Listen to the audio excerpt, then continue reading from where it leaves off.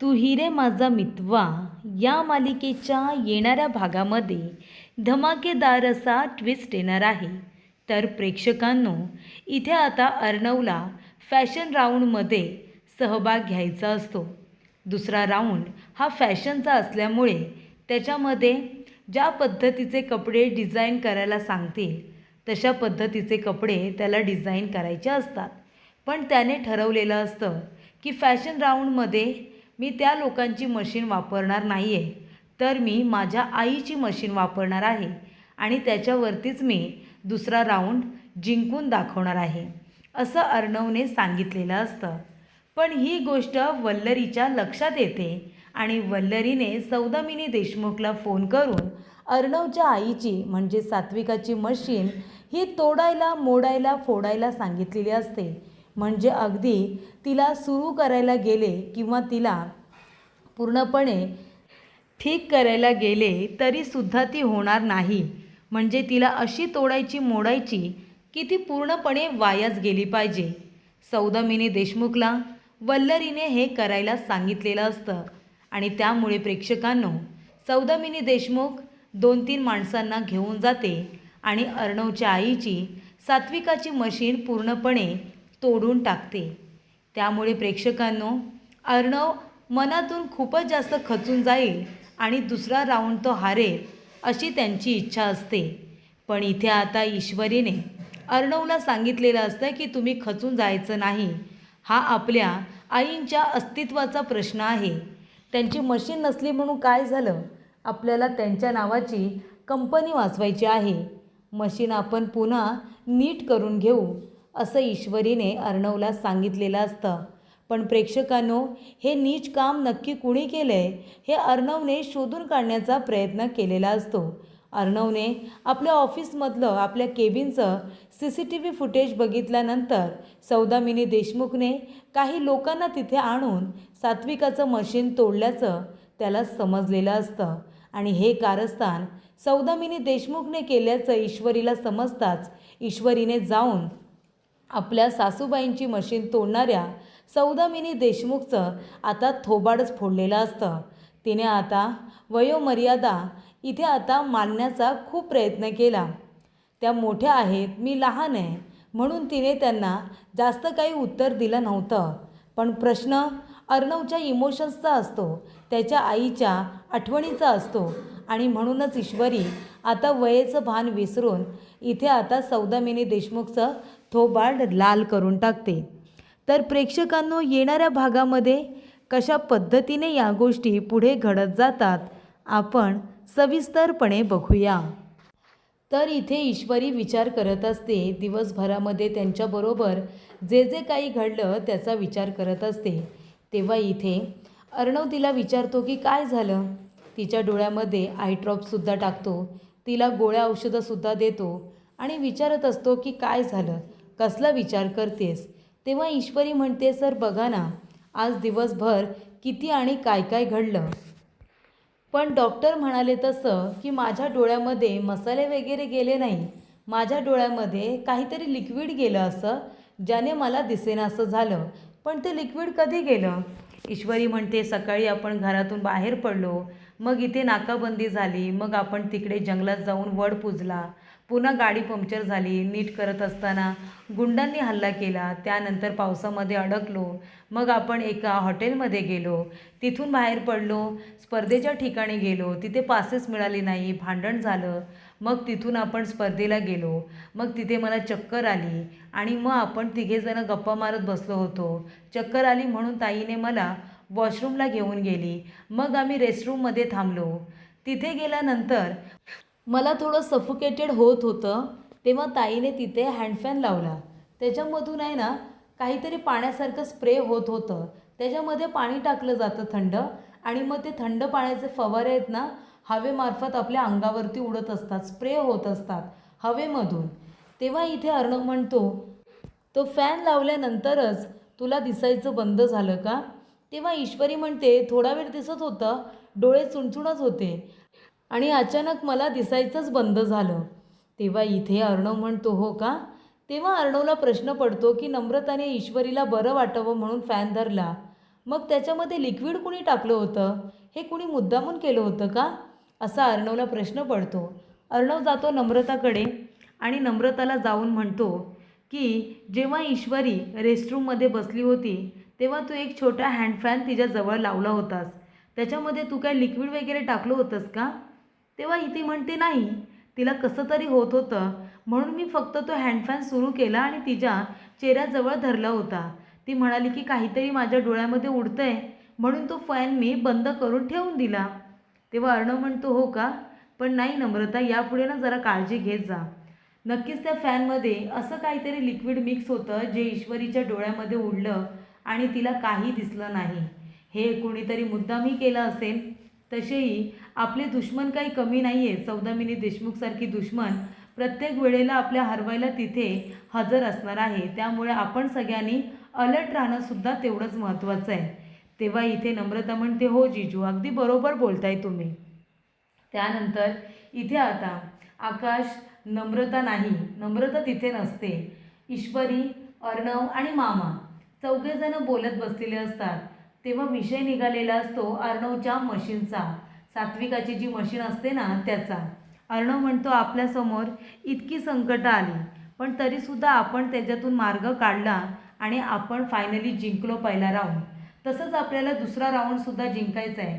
अर्णव म्हणतो आकाश तू जिंक किंवा मी, पण काही झालं तरी बक्षीस आपल्या घरामध्ये आलं पाहिजे, कारण आपल्याला सध्या 100 कोटी रुपयांची नितांत गरज आहे.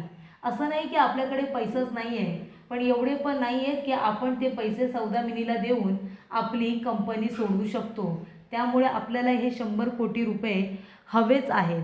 त्यामुळे प्रेक्षकांनो, ही स्पर्धा खूपच मोठी इंटरनॅशनल लेवलला जाणारी स्पर्धा असते. म्हणूनच एवढं 1 नाही 2 नाही 3 नाही तर 100 कोटी रुपयांचं बक्षीस इथे ठेवण्यात आलेलं असतं. त्यामुळे प्रेक्षकांनो, अर्णवला काही करून ते बक्षीस आता जिंकायचं असतं. आणि म्हणूनच इथे अर्णव आकाशला म्हणत असतो की ही दुसरा राऊंड पण आहे ना आपल्याला जिंकावा लागणार आहे. ईश्वरी म्हणते हो सर, मी पूर्ण प्रयत्न करेन. अर्णव म्हणतो प्रयत्न नाही, आपल्याला जिंकायचंच आहे. तेव्हा ईश्वरी म्हणते हो सर. आणि मग इथे नम्रता त्या आता सात्विकाच्या मशीनबद्दल ऐकते. अर्णव म्हणतो की दुसरा राऊंड फॅशनचा असणार आहे, तेव्हा मला जे कपडे डिझाईन करायचे ते मी करेनच, पण त्याचबरोबर ते कपडे मला माझ्या आईच्या मशीनवरती शिवायचे आहेत. त्यामुळे मी माझ्या आईची मशीन उद्या त्या ठिकाणी घेऊन जाणार आहे आणि तीच मशीन मी वापरणार आहे. हे बोलणं नम्रताने ऐकलेलं असतं. नम्रता वल्लरीला फोन करून सांगते की जीजू आपल्या आईची सात्विकाची मशीन घेऊन कॉम्पिटिशनच्या ठिकाणी येणार आहेत आणि त्याच मशीनवरती ते कपडे शिवणार आहेत, असं आता तिने सांगितलेलं असतं वल्लरीला. तेव्हा वल्लरी काय करते, त्या संधीचा फायदा उचलते. वल्लरी सौदामिनी देशमुखला फोन करते आणि म्हणते की मॅडम, अहो पहिला राऊंड तुम्ही हारलात म्हणून काय झालं, आणि ती ईश्वरी जिंकली म्हणून काय झालं. अहो पण दुसरा राऊंड आहे ना, फॅशन राऊंड, तेव्हा तुम्ही मी सांगते तसं करा. अर्णवचा आहे ना त्याच्या आईच्या मशीनमध्ये सात्विकाच्या मशीनमध्ये खूपच जास्त जीव अडकला आहे. ती मशीन त्याला इतकी प्रिय आहे की त्याने आपल्या केबिनमध्ये त्या मशीनसाठी एक जागा तयार केली आणि तो सतत ती मशीन आपल्या डोळ्यासमोरच ठेवत असतो. त्यामुळे ती जी मशीन आहे ना, तुम्ही तिला काही करा, तुम्ही तिला तोडून टाका, मोडून टाका, काय करायचं आहे ते तुम्ही करा, पण ती अर्णवची मशीन आहे ना ती मात्र तुम्ही उद्ध्वस्त करून टाका. जेव्हा अर्णव बघायला येईल तेव्हा त्याला फक्त तुटलेली फुटलेली त्याच्या आईची मशीन दिसली पाहिजे, म्हणजे तो मनातून खचून जाईल, इतका खचून जाईल की त्याला इथे स्पर्धेमध्ये भाग घेण्याची सुद्धा इच्छा होणार नाही, असं इथे सौदामिनीला वल्लरी सांगते. तेव्हा सौदामिनीला कळतं की सात्विकाची मशीन अर्णवसाठी खूपच जास्त इम्पॉर्टंट आहे, कारण तो दिवसभरामध्ये सारखं तिला बघत असतो, तिला स्पर्श करत असतो, त्याला तिच्याजवळ गप्पा मारायला सुद्धा खूप आवडत असतात. त्यामुळे प्रेक्षकांनो, इथे आता अर्णवला ही गोष्ट समजलेली असते की जिंकायचं तर आपणच आहे. म्हणूनच इथे त्याने खूप छान तयारी केलेली असते. तेव्हा तो ईश्वरीला म्हणतो पण कपडे मात्र मी माझ्या आईच्या मशीनवरती शिवणार. शिर्केला सांगून उद्या ती मशीन कॉम्पिटिशनच्या ठिकाणी आणायला सांगतो. तेव्हा ईश्वरी म्हणते ठीक आहे, आणि सौदामिनी देशमुखला वल्लरीने मेसेज दिल्यानंतर सौदामिनी आता ऑफिसमध्ये जाते, 2-3 माणसं आपल्याबरोबर घेऊन जाते आणि सात्विकाची जी मशीन असते ना ती पूर्णपणे तिने तोडून टाकलेली असते, पूर्णपणे नेस्तानाबूत करून टाकलेली असते. त्यामुळे प्रेक्षकांनो इथे आता सौदामिनी देशमुखने तिचं काम केलेलं असतं, मशीनचे तुकडे तुकडे केलेले असतात आणि त्यानंतर सकाळी अर्णव आपल्या आईची मशीन घेण्यासाठी इथे आता त्याच्या ऑफिसमध्ये केबिनमध्ये आलेला असतो. त्या ठिकाणी सौदामिनी देशमुखसुद्धा असते. अर्णव ईश्वरी तयार होऊनच तिथे पोचलेले असतात. तेव्हा सौदामिनी म्हणते, काय ईश्वरी, का तुला दिसलं नाही? तुझे डोळे जसे काही गेले होते तरीसुद्धा तुझी अक्कल ठिकाणावरती आली नाही, तुझे डोळे उघडले नाही का? अगं कशाला या स्पर्धेमध्ये भाग घेतेस? तुला नाही जमणार आहे, तुझ्याच्याने काही होणार नाही आहे, त्याच्यामुळे तू आता याच्यामध्ये भाग घेऊ नको स्पर्धेमध्ये. ती म्हणते की पण बरं झालं तुम्ही कारस्थान केलं, थोड्या वेळापुरतं मला दिसलं नाही, पण तेव्हा मला कळलं मी किती स्ट्रॉंग आहे ते. म्हणजे मला जरी दिसत नव्हतं तरीसुद्धा मी इतका खमंग वडापाव बनवला की सगळ्यात जास्त मार्क तर मलाच मिळाले, हो ना, माझ्या हिमतीला मिळाले.